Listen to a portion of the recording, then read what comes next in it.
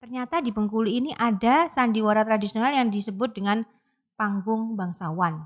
Ya. Nah, boleh ceritain Pak Agus seperti apa sih sandiwara panggung bangsawan itu gitu? Kegiatan Bung Karno selama di Bengkulu, jadi Salah satunya adalah membuat mendirikan sandiwara Tonil itu.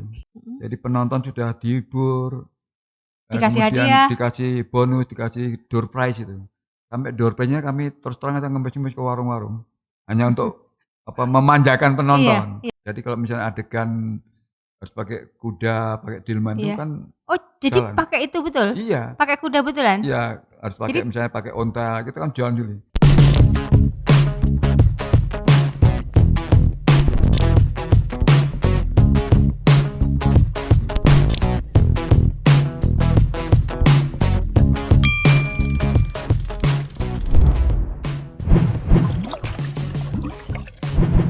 Assalamualaikum warahmatullahi wabarakatuh, sahabat budaya di seluruh Nusantara, bersama kami kembali Kabalai podcastnya BPNB Sumatera Barat. Pada kesempatan kali ini dari Benteng Marlborough di Kota Bengkulu, kami mengabarkan. Pada kesempatan sore hari ini kita akan berbincang-bincang dengan seorang sejarawan iya, budayawan iya, pemerhati budaya iya, pokoknya paket komplit dengan Pak Agus Setianto. Beliau juga dosen di Universitas Bengkulu ya Pak ya. Nah jadi tapi hari ini kita akan bercerita tentang sesuatu yang menurut saya belum banyak diungkap oleh orang dan belum banyak diberitakan ataupun diceritakan oleh orang terutama yang di luar Bengkulu, yaitu terkait dengan sebuah pertunjukan yang dikenal dengan panggung bangsawan. Assalamualaikum warahmatullahi wabarakatuh Pak Agus. Waalaikumsalam warahmatullahi wabarakatuh. Sehat hari ini Pak Agus? Alhamdulillah. Selalu semangat Pak Agus? Semangat. Apalagi kalau ngomongin tentang budaya ya. Iya. Jadi Pak Agus, kalau boleh diceritain sahabat budaya dari seluruh Nusantara, dari Sabang sampai Merauke, itu pengen tahu bahwa sebetulnya banyak orang yang tidak tahu kalau di Bengkulu ini ternyata ada sandiwara tradisional juga. Iya. Nah, dan saya baru juga mendapat kabar bahwa ternyata di Bengkulu ini ada sandiwara tradisional yang disebut dengan panggung bangsawan. Iya. Nah, boleh ceritain Pak Agus seperti apa sih sandiwara panggung bangsawan itu gitu?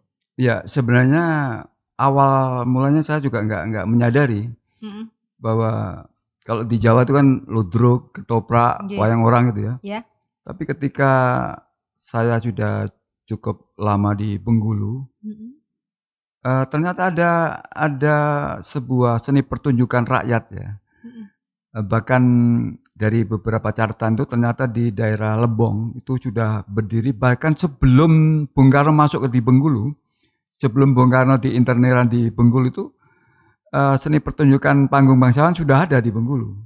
Di tahun 1837, Bung Karno kan masuk 1838 ya. Ternyata saya baca itu ada tonil gitu ya, tonil kemudian ada gambar kayak Gajah Mada itu, tulis 1837. Oh ini berarti waktu Bung Karno masuk di Bengkulu dan dia membuat sandiwara tonil Monte Carlo. Sebelumnya Bung Karno kan di ND kan bikin juga sandiwara tonil namanya Kelimutu. Nah panggung bangsawan ini ternyata juga ini kan di Bengkulu namanya itu ya. Kalau di Rio namanya komedi bangsawan. Di Palembang Dul Muluk. Yeah. Kalau di Kalimantan itu ada lagi namanya Mamanda. Jadi sebuah pertunjukan sandiwara ya, sandiwara tradisional, pakai tonil, pakai layar. Kemudian layarnya juga sudah di setel sedemikian rupa sehingga adegan apa saja itu cukup dengan 4 atau 5 layar. Ada settingan di belakangnya. Iya, ada settingannya. Ada ini ciri khas dari panggung bangsawan itu. Jadi di layar pertama itu kan biasanya polos ya. Untuk membuka dan menutup sebuah pergantian adegan. Nanti kalau misalnya adegan di istana itu bikin bangunan gambar ya yang jadi layarnya kan berbentuk gambar tarik dikerek dikerek ya kalau bacaan ditarik kemudian diolor lagi untuk tarik ulur untuk nutup dan membuka. Tapi untuk pergantian adegan itu ada layar yang paling depan itu dibuka berarti tanda mulai adegan. Tapi biasanya paling sedikit ada 4 atau 5 layar. Jadi ada adegan jalan, nanti cerita apa saja pasti kan ada di jalan gitu. Kemudian ada pemandangan, cerita apa saja nanti berkaitan dengan ini di mana. Kalau nanti ada di hutan juga ada. Jadi ada rumah desa atau kalau dulu di Ketoprak ada rumah gubuk istilahnya. Rumah dusun lah gitu. Nah, panggung bangsawan kemudian karena memang dulu sudah ada, saya coba bersama kawan-kawan dari UNIP ya. Pertama kali. Kemudian itu saya populerkan tahun 2000. Oh, jadi Pak Agus mau mengangkat kembali. Iya, mulai tahun 2000 saya angkat. Kemudian mengambil cerita-cerita rakyat dari Bengkulu, cerita heroik. Ya. Jadi pada zaman dulu panggung bangsawan ini juga menceritakan tentang cerita rakyat? Iya, biasanya dulu cerita-cerita legenda. Ya, kemudian Bung Karno sendiri juga mengangkat ada beberapa karya Bung Karno yang lokal. Membuat. Iya, Bung Karno selama 4 tahun itu kan bikin sandiwara. Ya panggung bangsawan, cuman dia diberi namanya macam-macam ya. Namanya kebetulan Bung Karno mengambil nama Monte Carlo karena dulu berarti Monte beliau Carlo mengarang cerita juga untuk pertunjukan itu. Bung Karno produser, kemudian manajer, kemudian pelatih penulis skenario dan sutradara merangkap semuanya. Itu kegiatan Bung Karno selama di Bengkulu.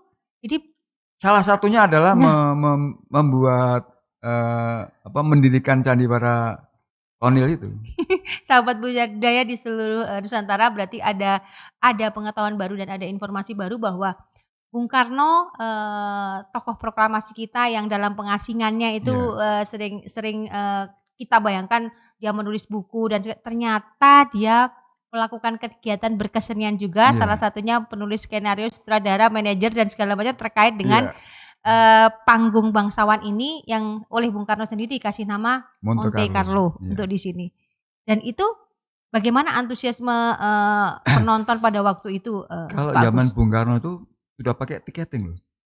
Oh, jadi sudah jual karcis zaman dulu. Jadi modern tradisional tapi dia posisinya modern. Manajemennya modern. Ya, biasanya kan kalau sutradara itu kan selalu di belakang di belakang layar ya. Dia nanti men-TD, memberi arahan, mengatur jalannya cerita dan seterusnya. Biasanya sandiwara tradisional itu pasti sutradaranya itu pasti di belakang layar. Habis ini kamu maju kan gitu. Tapi Bung Karno enggak. Justru ketika sedang pentas, Bung Karno ada di deretan paling depan di deretan VIP. Penonton. Ya, biasanya VIP itu barisan para elit ya. Iya, di depan tuh. Iya, di depan. Kursi penonton kan Pak Agus? Iya, di kursi penonton. Nah, terus? Nah, itu membedakan bahwa meskipun panggung bangsawan itu kesannya tradisional, tapi Bung Karno sudah menggunakan teknik-teknik yang luar biasa. Misalnya ada suara bledek, dia pakai dengan tekniknya, dia kan seorang teknik insinyur teknik. Jadi dia bisa mendatangkan orang bisa hidup. Jadi teknik-teknik itu dipelajari Bung Karno, dipraktikkan Bung Karno. Jadi kalau soal hujan terus segala macam itu ada bisa menghadirkan suara-suara alam gitu. Iya, jadi tidak hanya selama ini yang namanya panggung atau sandiwara tradisional kan hanya orangnya saja gitu kan. Tapi dengan efek-efek tertentu beliau mengawinkan antara pertunjukan itu dengan efek-efek tertentu termasuk efek suara pada waktu itu. Padahal tahun 1800-an ya Pak Agus ya. Bung Karno di sini gitu loh. Kebetulan zaman dulu kan memang sudah ada sejenis ini ya Orion, Miss Ribut, sudah ada bintang-bintang yang memang itu seni pertunjukan tradisional ya, panggung bangsawan itu. Nah, memang di Bengkulu ini begitu Bung Karno udah selesai, sudah tidak di Bengkulu lagi, ini sempat blank, kosong ya. Kemudian baru kami mulai merintis itu tahun 88. Tapi kami buka langsung keluar karena 88 kami bermain di tingkat universitas di kampus. Berarti setelah Bung Karno nggak ada di sini sandiwara tradisional itu memang sudah nggak ada lagi Pak Agus? Iya, karena sebelum Bung Karno ada, tapi setelah zaman Bung Karno kemudian dipopulerkan kembali. Setelah Bung Karno sempat mati suri, lama gitu loh. Ya, kira-kira kenapa tuh? Pemainnya yang nggak ada atau memang tidak ada yang Ya menggerakkan? itu banyak faktor ya. Biasanya kan kesenian-kesenian tradisional itu kan bisa mati dengan sendirinya, faktor alam, kemudian faktor manusia, kemudian masyarakat pendukung kebudayaan itu sendiri, itu kan berpengaruh. Ketika masyarakat pendukung kebudayaan sendiri itu sudah mulai jenuh, tidak tertarik lagi dengan produk-produk kebudayaannya, maka ya bisa jadi produk kebudayaan yang dulunya dibanggakan, dilulukan, sekarang kemudian ditinggalkan dan akhirnya tidak mati. Gitu. Nah, terus yang menggerakkan Pak Agus tahun 88 untuk pengen membuat panggung bangsawan lagi apa nih kira-kira? Ya, saya punya trik ya. Artinya selain saya bergerak di kampus dulu. Jadi teman-teman dosen, mahasiswa, karyawan kita ajak siapa yang mau. Jadi Kita pemain. ajak pentas. Kemudian ya nyari sponsor dan kami hampir setiap HUT Provinsi Bengkulu kami hadir. Bahkan pernah sempat kita diundang di PRJ. Oh iya, PRJ di Jakarta. Ya, untuk tampil. kerjasama dengan Yayasan Bung Karno. Kemudian kita diundang juga oleh Universitas Trisakti. Kita pernah manggung di gedungnya Trisakti, Universitas Trisakti, dan di PRJ Jakarta. Kita kalau manggung di beberapa daerah kabupaten sudah di Kepayang, di utara. Nah, ini boleh diceritain nggak tahapan atau apa ya? Bagian-bagian ya Pak? Iya, proses ya. Nah, bagian-bagian dari pertunjukan ini kan beda-beda, misalnya kalau di Jawa ada ludruk itu biasanya pembuka diawali dengan pembukanya seperti apa, terus kemudian nah kalau di panggung bangsawan ini tahapan-tahapan pertunjukannya apa aja? Kami biasanya ada selingan intermezzo ya, mungkin sebelum pertunjukan, misalnya kami dalam konteks apa, mungkin ada tarian dari para mahasiswa, tarian dari Jadi masyarakat dibuka umum. oleh ada Iya, pembukanya. biasanya gitu. Kemudian juga ada yang misalnya kalau Pemda yang ngadakan mungkin dibuka oleh Pak Gubernur, Pak Sekda. Iya. Gitu.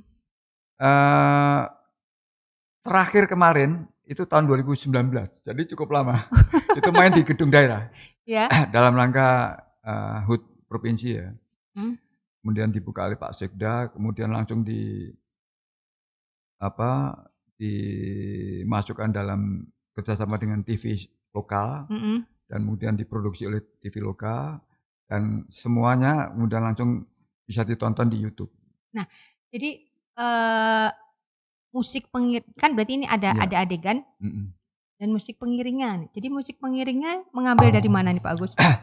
Musik pengiringnya sekarang sudah kita bakukan pakai musik Melayu.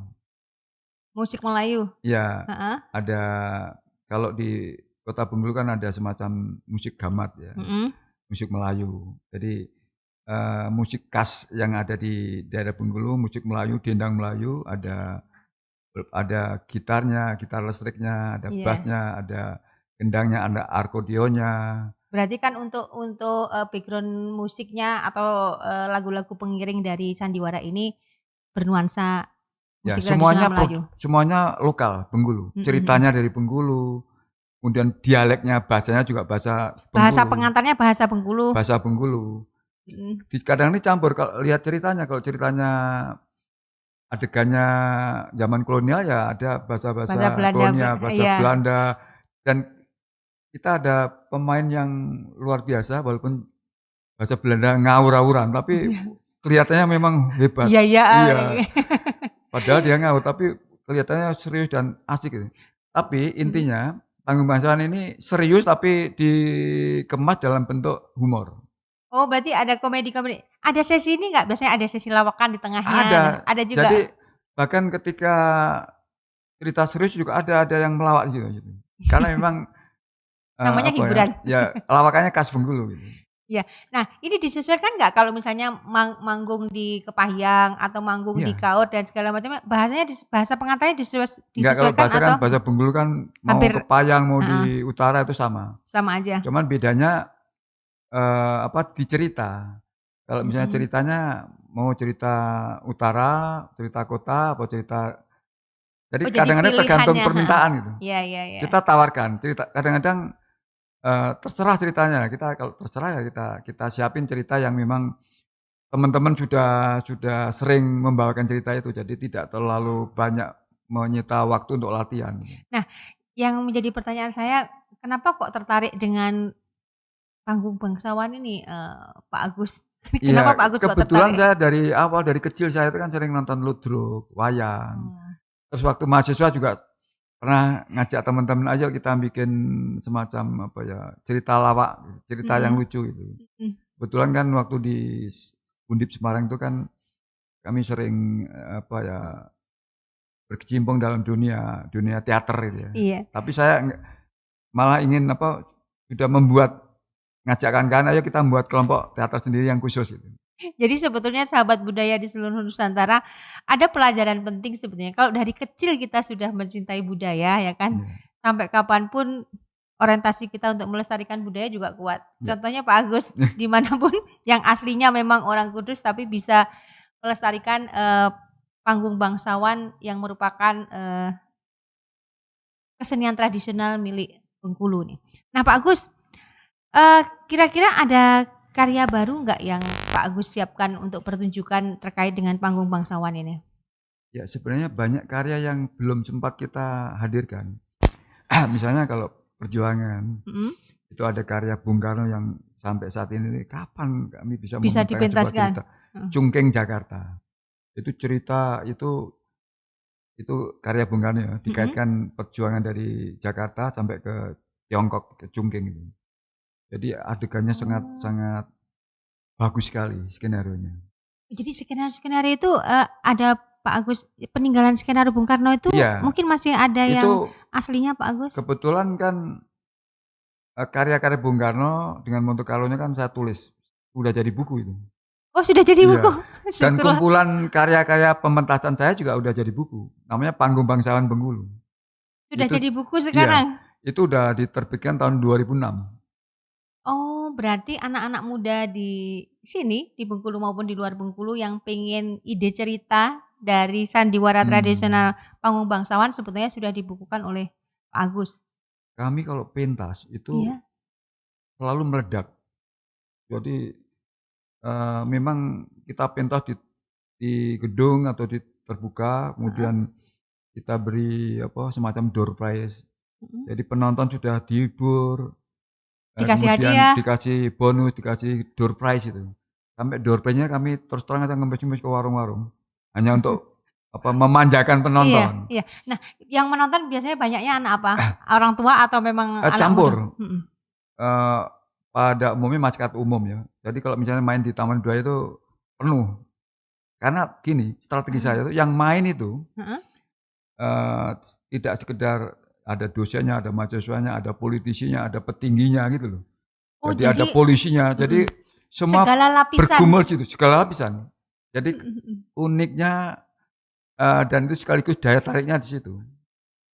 Jadi memang Pak Agus memang mempertahankan, kita harus mengambil dari berbagai macam latar belakang, Iya, orang untuk bisa bergabung main dalam panggung bangsawan ini. iya.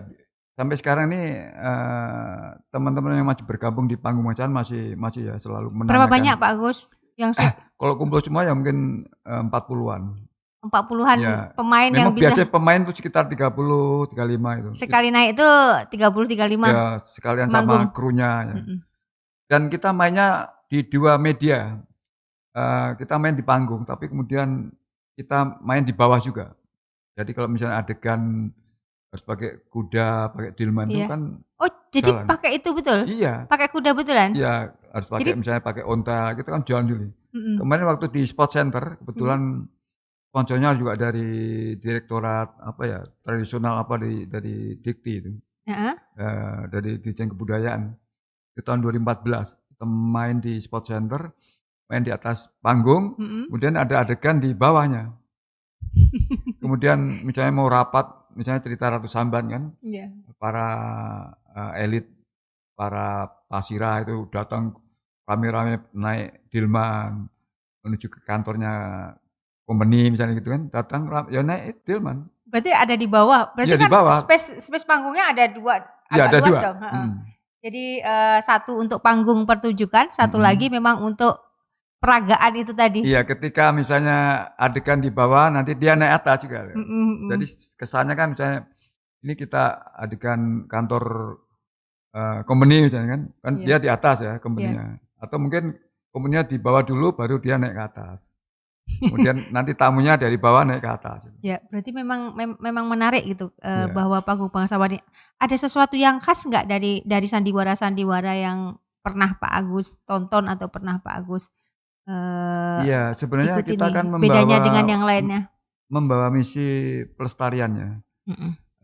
Masyarakat sekarang ini, jadi generasi kekinian ini sekarang Iya. kan banyak yang lupa, banyak yang nggak tahu salah satu produk-produk kebudayaan, cerita-cerita lokal Lokal, itu heeh. sudah banyak yang hilang ditelan zaman.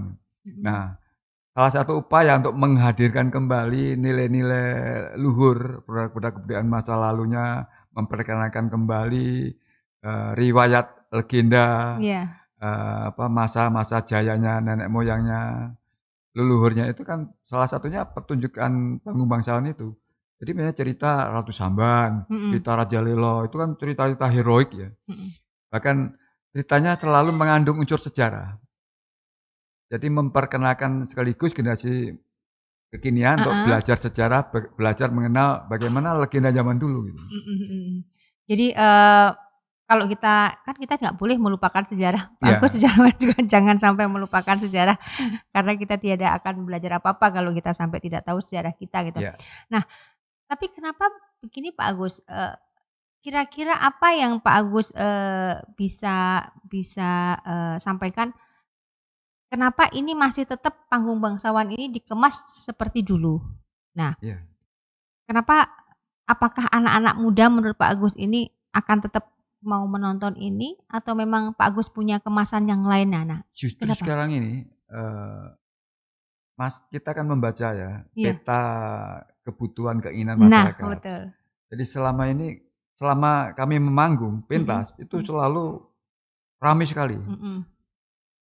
Sayangnya kami memang belum memikirkan tiketing, karena memang upaya kami, misi kami kan pelestarian, Mhm. memperkenalkan, Mhm. mengedukasi masyarakat Mhm. agar sadar kebudayaannya, sadar Mhm. sejarahnya, sehingga bagian dari jati diri identitas masyarakatnya itu tidak lenyap. Karena ini di zaman globalisasi yang luar biasa dahsyatnya ini kan luar biasa. Jadi banyak dampak negatifnya, salah satunya itu banyak cerita-cerita warisan budaya yang hilang dalam zaman. Nah, salah satunya ini. Sehingga kami hadir itu sebenarnya salah satu misinya itu ingin menyadarkan kembali, Iya, mengajak benar. kembali masyarakat agar melek budaya, melek sejarah. Iya. Dan kemudian supaya rame, kami kemasannya tidak pernah berubah. Jadi mereka kan apa ya, belum pernah menyaksikan misalnya adegan di hutan, ada layar turun hutan, Nah, ya kan. jadi hal yang Kemudian nggak pernah mereka iya, lihat kemudian justru menarik. Mhm. ada lagi, dialogis antara penonton dengan Oh, ada pemain, itu luar interaktif biasa, gitu? iya. Ada dialog Jadi, interaktif, boleh penonton nyeletuk gitu? ya artinya kan gini, banyak adegan lucunya, Mhm. nanti pas adegan serius ya serius itu. Tapi Mhm. kan kami memang ada jeda-jeda yang memang lucu, jeda-jeda yang memang heroik dan sangat-sangat kalau cerita-cerita kepalanya tembak-tembakan bener kan memang Jadi membangkitkan emosi iya, pas penonton. serius ya serius. Mhm. Tapi kadang-kadang kawan ini kan, "Ini adegan serius kamu kok nyelelek?" Gitu. Jadi Mhm. kadang-kadang tuh hampir bertengkar di dalam gitu. Karena beda Iya, beda misi. Jadi, begini Pak Agus, bisa saya simpulkan bahwa, ada sisi-sisi yang menjadi kekangenan dari para penonton sebetulnya, iya, terhadap tontonan-tontonan yang selama ini ada gitu loh. Sekarang semuanya sudah dijadikan tontonan itu melalui media iya, yang beragam, iya, iya, tetapi media tradisional ternyata masih bisa memberikan, eee, atau mengisi ruang iya, kekangenan-kekangenan mereka terhadap tontonan-tontonan yang sebetulnya, sangat menarik gitu kan. Nah jadi, ada satu lagi mungkin bahwa selama ini kita kalau menonton kan tidak ada media interaktifnya, tapi dengan Panggung Bangsawan ini antara ada kontak antara penonton iya, dengan pemain iya, sehingga itu menimbulkan suasana yang iya. berbeda tuh. nuansa yang berbeda. Saya pikir itu. Kadang-kadang kita berperang kan di atas ya. Iya. Turun ke panggung kan bercampur dengan penonton itu gelut. Iya. Jotosan tuh di tengah-tengah arena itu gitu. Jadi serunya di situ. Iya benar-benar. Penonton kan dibuat terkejut. Kadang-kadang kejar-kejar sampai keluar di bawah panggung. Jadi penonton loh, ada semacam kejutan-kejutan yang hampir-hampir penonton itu selalu biasanya nonton kan nebak ini paling habis ini gini. Enggak, kita memang di ujung-ujung biasanya kita beri kejutan ke penonton gitu. Iya. Kadang-kadang kejutan itu malah juga berlaku untuk para pemain. Jadi pemain yang misalnya nanti yang inti yang kita kasih tahu. Jadi yang lain tuh bengong juga. Loh, kok jadi begini? Selama latihan nggak ada gitu. Kok ada begini? Jadi akhirnya tuh menjadi semakin menarik gitu. Semangat. Berarti kan memang ada ciri khasnya dari Sandiwara ini yang terus mengikat penonton untuk pengen datang terus karena ada interaksi itu. Baik interaksi bisa saja interaksi dialog, tapi juga ada interaksi emosional mungkin yang terjadi antara penonton dengan pemain. Ada yang memang berat ya, berat dirasa. Beratnya di mana Pak Agus? Karena ketika pertunjukan itu memang harus ada sponsornya yang kuat. Saya lagi memikirkan gimana nanti kalau misalnya keinginan kawan-kawan untuk manggung besar, sedangkan sponsor nggak ada yang berani. Karena sekali manggung itu kan butuh panggung rigging itu minimal 10 kali 12. 10 kali 12. Kemudian itu, belum sound system. Iya. Nah, itu aja tuh udah berat itu. Mungkin nanti ada yang mendengar dari bapak-bapak yang mempunyai kebijakan Pak Agus sehingga bisa disediakan panggung tetap sehingga bisa tampil tetap seperti yang ada di Sriwedari Solo misalnya. Ya, kami sangat sedih sebenarnya. Ketika ada ulang tahun di beberapa daerah kabupaten ya, ini kan selalu menghadirkan artis dari luar, Jakarta. Padahal di sekitarnya itu kan coba misalnya kalau mengundang panggung bangsawan, ceritanya dari daerah situ, kemudian para petingginya bisa ikut main, itu kan asik. Dan pemberdayaan masyarakat lokal itu lebih asik. Nah selama ini kalau nanggap undang artis, misalnya kan artis dari luar, itu kan biayanya berapa. Kemudian masyarakat kita jadi penonton. Jadi tidak punya peran sama sekali, nggak bisa ambil bagian. Tapi ketika melibatkan kita akan melibatkan semuanya. Mulai dari para petingginya, tokoh-tokoh masyarakatnya, senimannya di tempat itu, kita ajak semua.